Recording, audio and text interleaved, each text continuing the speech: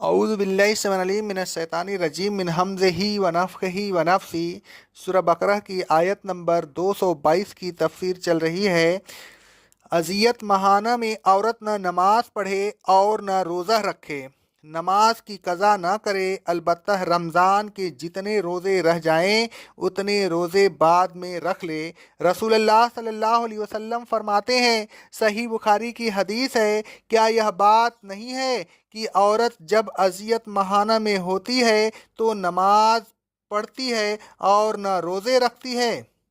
رسول اللہ صلی اللہ علیہ وسلم نے ایک مستحاضہ سے فرمایا، صحیح بخاری اور صحیح مسلم کی حدیث ہے، جب اذیت ماہانہ شروع ہو تو نماز چھوڑ دو، پھر جب اذیت ماہانہ کے وقت کے برابر وقت گزر جائے تو خون دھو ڈالو اور نہا کر نماز پڑھتی رہو، یعنی استحاضہ میں نماز نہ چھوڑو۔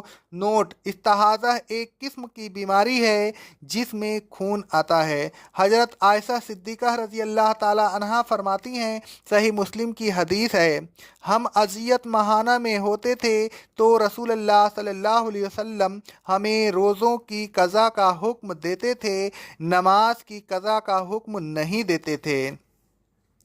اگر کپڑے پر اذیت ماہانہ کا خون لگ جائے تو اسے کھرچ دیں، پھر پانی سے رگڑیں، پھر پانی میں بیری کے پتے جوش دے کر اس پانی سے اس کپڑے کو دھو ڈالیں۔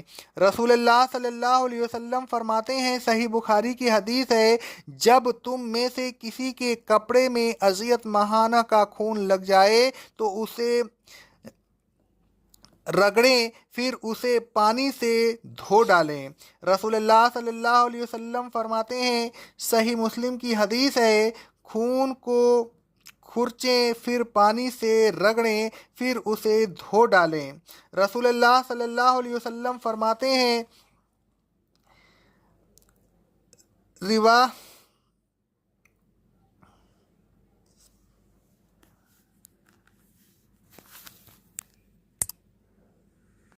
رسول اللہ صلی اللہ علیہ وسلم فرماتے ہیں، نسائی کی حدیث ہے، سند صحیح سے، خون کو پانی اور بیری سے دھو ڈالو۔ جب اذیت ماہانہ کے بعد نہائیں تو خون کے نشان پر مسک کا فویا پھیر دیں۔ حضرت عائشہ صدیقہ رضی اللہ تعالی عنہا فرماتی ہیں، صحیح بخاری اور صحیح مسلم کی حدیث ہے، ایک عورت نے رسول اللہ صلی اللہ علیہ وسلم سے اذیت ماہانہ کے بعد غسل کرنے کی کیفیت دریافت کی۔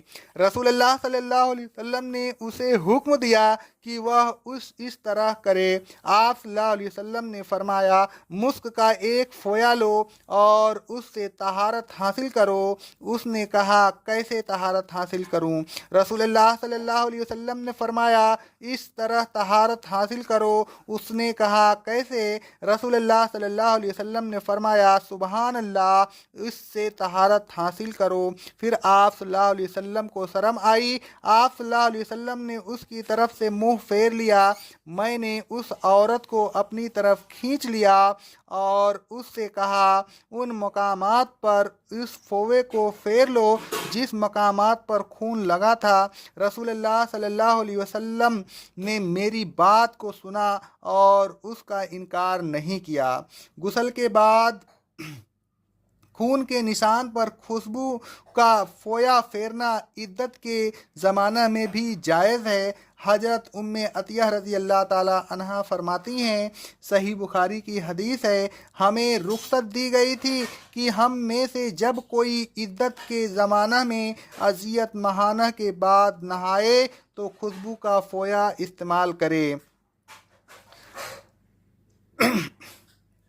غسل کا پورا طریقہ ہم انشاءاللہ سورہ نساء کی آیت نمبر 43 کی تفسیر میں بیان کریں گے۔ اذیت ماہانہ میں بھی عورت کو چاہیے کہ عید کے دن عیدگاہ جائے، لیکن نماز کی جگہ سے علیحدہ بیٹھ جائے، جماعت المسلمین کی تکبیروں کے ساتھ تکبیریں کہتی رہیں اور ان کی دعاؤں کے ساتھ دعا مانگتی رہے اور اس دن کی خیر و برکت اور مغفرت کی امیدوار رہیں۔ حضرت ام عطیہ رضی اللہ تعالی عنہا फरमाती हैं, सही बुखारी की हदीस है, हमें रसूल अल्लाह सल्लल्लाहु अलैहि वसल्लम ने हुक्म दिया था कि हम ईदगाह जाएं और उन औरतों को भी ईदगाह ले जाएं जो अजियत महाना में हो, और जवान पर्दा नसीन ख्वातीन को भी ईदगाह ले जाएं जो औरतें अजियत महाना में हों, वह भी जमातुल मुस्लिमीन के साथ ईदगाह में हाजिर हों। अलबत्ता लोगों के पीछे नमाज की जगह से ज़रा हट कर बैठ जाएं, लोगों की तकबीरों के साथ तकबीरें कहें